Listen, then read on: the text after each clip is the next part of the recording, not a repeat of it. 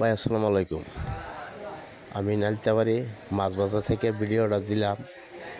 আমার মনে অনেক দুঃখ, অনেক কষ্ট ভাই। আমি মনে করেন খুবই কষ্ট মধ্যে আছি। আমার ভিডিওটা বেশি বেশি লাইক শেয়ার কমেন্ট করে দিবেন ভাই। দেখেন নালিতাবাড়ি মাছ বাজার থেকে ভিডিওটা ছাড়লাম।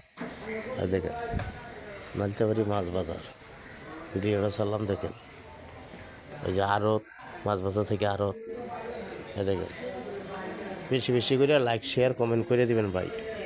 দেখছেন আমি অনেক কষ্টতে আছি ভাই।